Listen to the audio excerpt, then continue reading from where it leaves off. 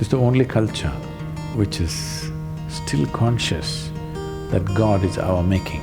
Dissolving Him is the symbol that if you use your intellect right, you can dissolve the world. To reverse these roles is most important because if you determine the nature of your mind, something wonderful could happen.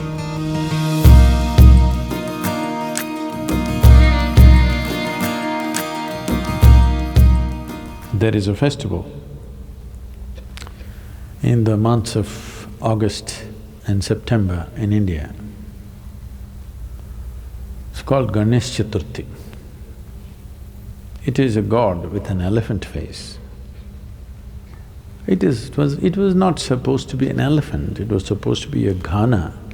Somewhere one artist made a mistake and it became an elephant. It's called Ganapati, that means the chief of ghanas. So, they will make an image of Ganesh with clay, unburnt, and then they will paint him up nicely. Some people do without paint, some people will do with paint. And then they will worship him and huge festival, music festivals happening around him, big events. Some people build huge ones, 108 feet tall, big ones.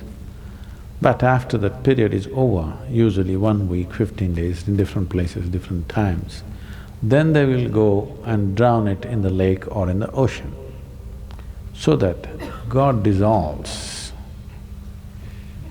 Create a god, create a frenzy around him, make him your entire life. For those 15 days or 1 month, there's nothing else but Ganesh. We eat what he eats, we only like what he likes, everything is about him, but then one day we'll dissolve him.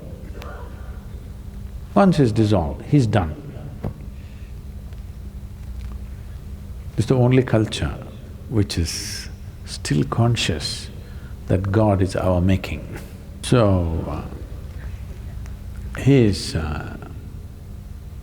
the symbol of intellectual activity because he wrote great scriptures and the sage who dictated the scriptures to him, the challenge for him from Ganesh was, he should not pause in the dictation. He must continuously speak and he will continuously write. He said, if you pause, I won't write further. It's a test for the sage, whether what he's speaking is really a fountainhead of his being or is it something scholarly that he makes up in his head. So Ganesh said, only uninterrupted dictation, if you do, I will write.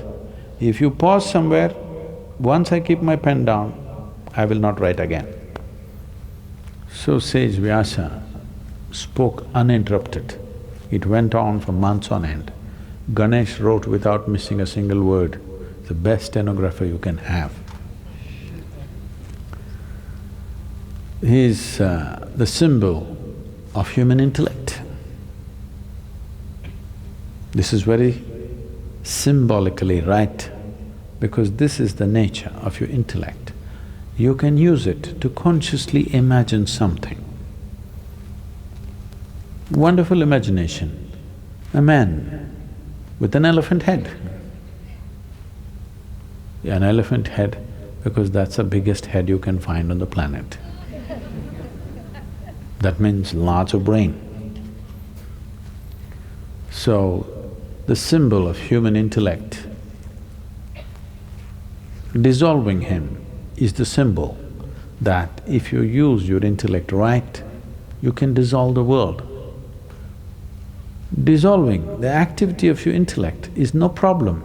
Once you dissolve the world with your imagination, switching off the imagination is not a big problem.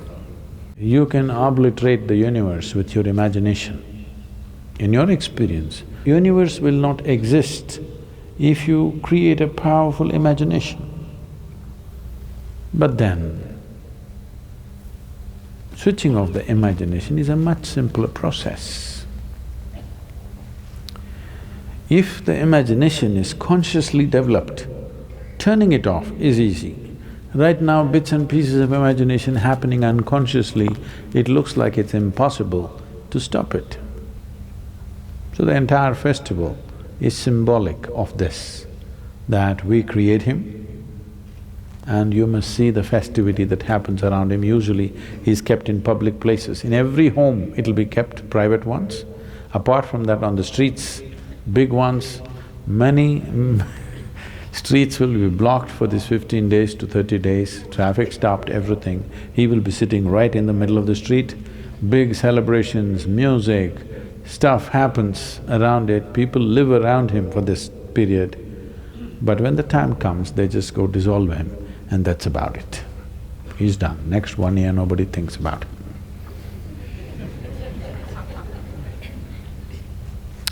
If you could do this full-fledged with your imagination and your intellect, oh, this mind or this activity that we call as mind, I want you to get this clearly. Your mind is not an absolute thing. It is only a certain type of activity. No activity, no mind. Yes or no? Suppose you have no thought at all right now. Do you have a mind? Oh, I have a mind, I don't have a mind. Yes, you have, because that's a thought. If there is no thought, there is no such thing as mind because it's a certain activity. Consciousness is capable of being here without the assistance of activity. Activity does not make consciousness. Consciousness makes activity. I move the hand does not move me. It's me who moves the hand. Similarly, it's me who moves the mind. It's not the other way round, but it's become the other way round. The nature of your mind has become you, isn't it? All the freaky stuff that your mind does has become your quality, isn't it? Now, to reverse these roles is most important because if you determine the nature of your mind, something wonderful could happen. If your mind determines the nature of who you are, it is an accident. Is it a terrible accident or not? That situations decide, but it's an accident.